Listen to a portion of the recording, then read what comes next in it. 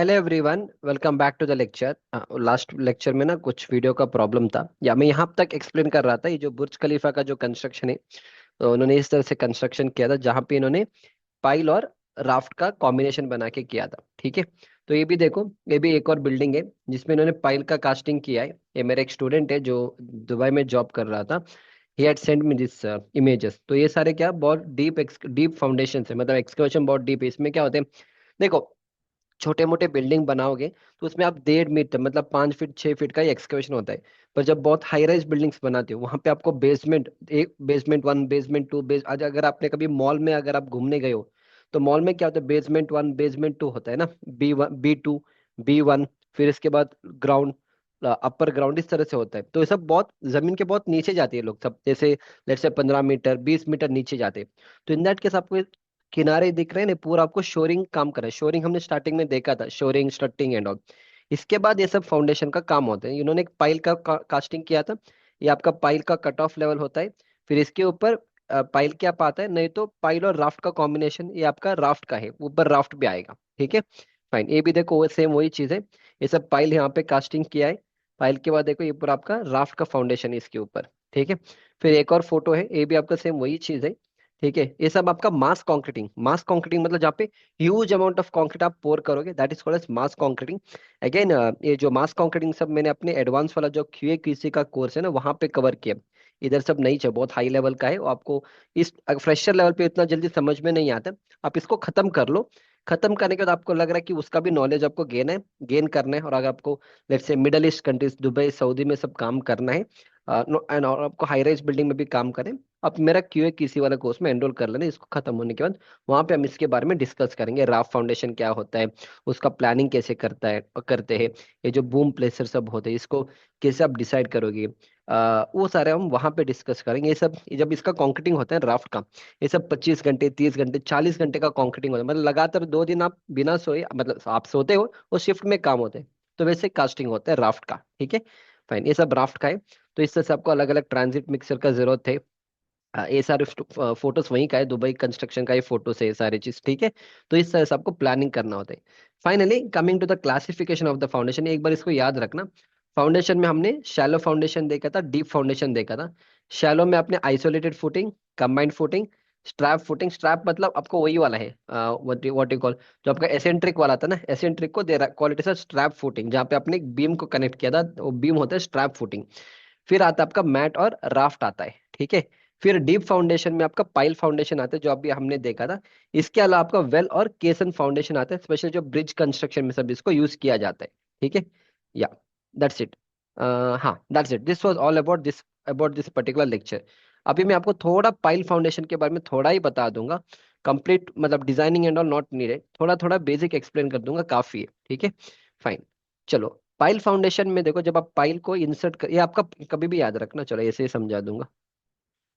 हाँ, ये सब नहीं चाहिए, इतना सब मैं एक्सप्लेन नहीं करूंगा, वो मेरा ड्राइंग रीडिंग वाला कोर्स में एक्सप्लेन किया। अभी के लिए बस इतना याद रखना। ये आपका पाइल होता है। पाइल के ऊपर एक कैप आता है, उस कैप का नाम होता है पाइल कैप, एंड उसके ऊपर आपका कॉलम्स जाते हैं। Okay, fine. इसके बाद जब आप पाइल को सपोर्ट करते हो ना, पाइल में दो टाइप का लोड एक्शन होता है। एक होता है आपका एंड बेरिंग, जितना भी लोड आएगा, अगर नीचे बहुत हार्ड स्ट्रेटा है तो आपका सिर्फ लोड हार्ड स्ट्रेटा के ऊपर ही ट्रांसफर होगा। तो आपका जो लोड ट्रांसफर है वो एंड बेरिंग से होगा। ठीक है, एक और हाथ है, मान लो आपका जो हार्ड स्ट्रेटा है बहुत नीचे है, और आपका जो पाइल का डेप्थ है बहुत ज्यादा नहीं है। इन दैट केस आपको क्या करना है, पूरा जो भी लोड आता है ना, वो आपका स्किन फ्रिक्शन के थ्रू आपको ट्रांसफर करने हैं। स्किन फ्रिक्शन मतलब अगर ये मेरा पाइल है, ठीक है, हार्ड स्ट्रेटा, अगर हार्ड स्ट्रेटा यहाँ पे रहेगा, लेट्स से पाइल को मैं यहाँ पे हार्ड स्ट्रेटा तक लेके जाऊंगा, या मेरा हार्ड स्ट्रेटा है इधर। ठीक है, और लोड इस हार्ड स्ट्रेटा के ऊपर ट्रांसफर होगा। अब मान लो मेरा जो हार्ड स्ट्रेटा यहाँ पे है, तो और मेरा जो पाइल है इतना नीचे मेरे को लेके नहीं जाने, तो इन दैट केस मैं क्या करूंगा, पाइल को यहीं पे स्टॉप करूंगा, और जितना भी लोड होगा ना, वो नेगेटिव, वो आपका स्किन फ्रिक्शन के थ्रू मैं आपको ट्रांसफर कराऊंगा। मतलब स्किन फ्रिक्शन मतलब जो मिट्टी होती है ना पास में, तो मिट्टी को हम इस तरह से कंप्रेस करेंगे ताकि जितना भी लोड होगा ना, वो मिट्टी के थ्रू ही ट्रांसफर होगा। That is called as skin friction. ठीक है, यहाँ पे लिखा है skin friction and end bearing, ये आपका एंड बेरिंग है। कुछ ऐसे भी पाइल्स है जहां पे हम दोनों को इस्तेमाल करेंगे, एंड बेरिंग को भी हम इस्तेमाल करेंगे, स्किन फ्रिक्शन को भी हम लेंगे। ठीक है, इतना याद रखना पाइल के बारे में। अभी जैसे मैंने समझाया वो यहाँ पे ये आपका एंड बेरिंग होता है, जहाँ पे रॉक के ऊपर आप इसको रेस्ट कराओगे। नहीं तो अगर सॉफ्ट सॉइल है, सॉफ्ट मटेरियल के ऊपर आप इस तरह से end bearing, that not end bearing, friction pile के थ्रू आप अपने लोड को ट्रांसफर करा सकते हो। ठीक है, बस इतना याद रखना। नेक्स्ट आता है आपका under rimmed piles and all. ये आपका अंडर रिम्ड पाइल्स होता है। अंडर रिम मतलब आप नीचे ना इस तरह से एक बल्ब को क्रिएट करते हो। ये अगेन छोटे मोटे जो घर का कंस्ट्रक्शन सब करते, अगर आपको वहां पे शेयर कैपेसिटी अगर आपको इंक्रीज करना है, तो in that case what we will do is हम इस तरह से क्या करेंगे, एडिशनल बल्ब को क्रिएट करेंगे। इस वाले में एक ही बल्ब हमने क्रिएट किया है, इसमें एक इधर बल्ब है, दूसरा इधर बल्ब है। तो इससे आपका क्या होगा, जो कॉन्टैक्ट एरिया आपका बढ़ेगा यहाँ पे। यहाँ पे क्या होगा, आपका जो कॉन्टैक्ट एरिया है वो बढ़ेगा सॉइल के साथ। बिकॉज ऑफ दैट क्या होगा, वहां पे ज्यादा आपको फ्रिक्शन मिलेगा, not share. I think share नहीं है, शेयर मैंने गलत बोल, शेयर नहीं है। आपको जो कांटेक्ट है ना, सॉइल का कांटेक्ट अगर आपको बढ़ाना है, तो कांटेक्ट आपको बढ़ाना है, तो हमने क्या किया, अलग सा बल्ब दे दिया, तो इसका हमने यहाँ पे स्पेस थोड़ा ज्यादा कर दिया। तो इससे क्या होगा, अभी ज्यादा कांटेक्ट मिलेगा सॉइल का, through that you can transfer your load. So that is called under rimmed pipe. ये उसका इक्विपमेंट है। फर्स्ट इस हम इसका एक ये बना देंगे, होल बना देंगे। फिर ये आपका इंस्ट्रूमेंट है, ये आपका सीजर जैसा है, तो इसको नीचे ऐसे डाल के फिर घुमाना पड़ेगा, तब जाके इससे बल्ब क्रिएट होता है। पर अगेन ये सब क्या है ना, इसमें बहुत सारे प्रॉब्लम्स है। ये बल्ब सही से बनता नहीं है। अगेन बन भी जाता है, जब आप कंक्रीट पोर करोगे ना, कंक्रीट आपका पूरे कॉर्नर तक नहीं जाते, फिर इसमें कुछ हनी कोमिंग्स भी होते हैं।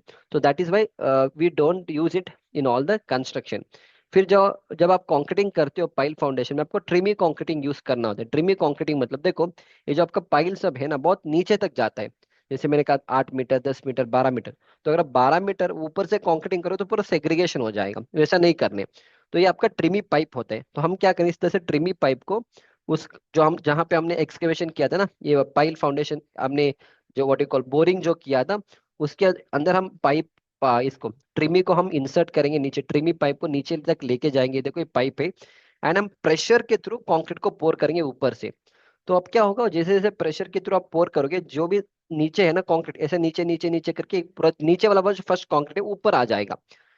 समझ में आ रही है? देखो नीचे बहुत मिट्टी होती है, जब आप बहुत फोर्स से कंक्रीट डालते हो ऊपर से, तो जब वो नीचे गिरेगा थ्रू फोर्स, जब फर्स्ट कंक्रीटिंग आपने किया, तो वो फोर्स के वजह से क्या होगा, पूरा कंक्रीट ऊपर आता आता तो ऊपर तक आ जाएगा।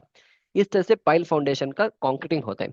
इसीलिए क्योंकि मैंने फोर्स से कंक्रीट डाला था, नीचे बहुत मिट्टी है, तो डेफिनेटली उस कंक्रीट में स्ट्रेंथ ही नहीं रहेगा, बहुत ही कम स्ट्रेंथ रहेगा, क्योंकि मिट्टी के साथ मिक्स हुआ है ना वो आपका।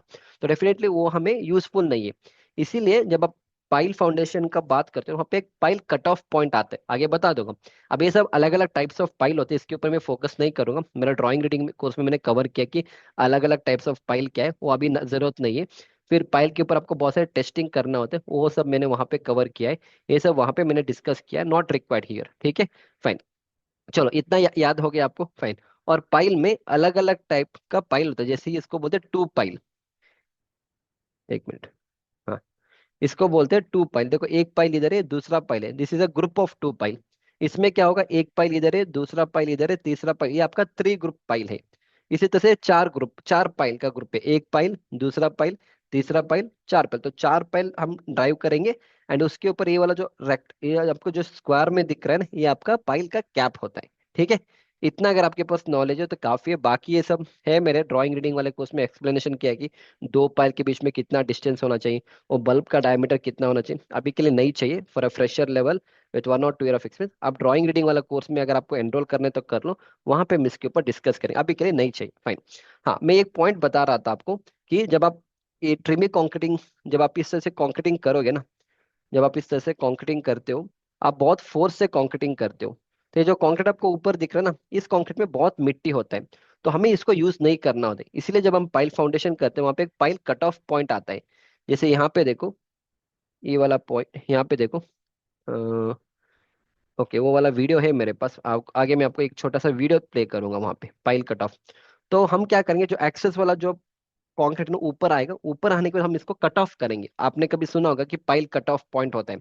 तो एक्चुअली लास्ट के 100 mm या 150 mm का जो कंक्रीट है, उसको हम पूरा चिप ऑफ करेंगे, that is called as pile cut off point, क्योंकि उस कंक्रीट में कोई स्ट्रेंथ ही नहीं होता है, इसलिए हमें उसको कट ऑफ करना होता है। ठीक है, so this was all about the pile foundation. For example मैं आपको एक बस आइडिया दूंगा। मान लो ये आपने एक्सकवेशन किया, ये आपका पाइल है, ठीक है, ये आपका पूरा पाइल है। ये पूरा आपका पाइल है। और आपने कंक्रीटिंग स्टार्ट किया, ठीक है। कंक्रीटिंग स्टार्ट करने के बाद क्या हुआ, ट्रिमी पाइप से आपने कंक्रीटिंग को स्टार्ट किया। ट्रिमी पाइप से आपने ऐसा कंक्रीटिंग स्टार्ट किया, आपने बहुत प्रेशर से, ये आपका ट्रिमी पाइप भी ड्रॉ कर दूंगा, ये आपका ट्रिमी पाइप है, ठीक है, ये आपका ट्रिमी पाइप है जिससे आप कंक्रीटिंग स्टार्ट करोगे। तो वो कंक्रीट ऐसे गिरता जाएगा। ओके, जो फर्स्ट कंक्रीट गिरा था ऐसे ऐसे, जैसे आप स्पीड से जब कंक्रीट डालोगे तो नीचे वाला जो कंक्रीट है ऐसे ऊपर आ जाएगा। तो ये वाला आपका लेवल पे जब आएगा, यहाँ तक आपको कंक्रीटिंग स्टॉप नहीं करने, क्यों, क्योंकि ये वाला 150 या 100 या 150 mm जो होता है, इस वाले कंक्रीट में कोई स्ट्रेंथ ही नहीं होता है, तो आपको कभी भी 150 में एक्स्ट्रा कंक्रीटिंग करना है। तो अगर ये आपका कट ऑफ पॉइंट है, इसके ऊपर अनदर 150 तक हम कंक्रीटिंग करेंगे। एंड फिर हम क्या करेंगे, ये 150 mm को हम ब्रेक करेंगे। अब ये 150 में इसलिए ब्रेक करेंगे, इसमें कोई स्ट्रेंथ नहीं है, फिर पाइल आपका यहीं पे स्टॉप होता है, ठीक है। समझ में आ गया? That's it. ये जो आपको यहाँ पे सब दिखे, सब पाइल कट ऑफ वाला पॉइंट था।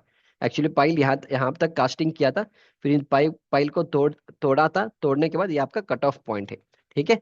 That's it. तो this was all about the types of foundation. Pile foundation क्या होता है, उसका मतलब क्या है, कहाँ पे यूज किया जाता है, एवरीथिंग आई एक्सप्लेन यू, ठीक है। अगले वाले एक लेक्चर में मैं आपको ये बता दूंगा कि व्हाट इज दैट, इसका कुछ मैं प्रैक्टिकल वीडियो दिखा दूंगा पाइल के बारे में and other construction, so that you get an idea. I will see you back in the next lecture. Thank you.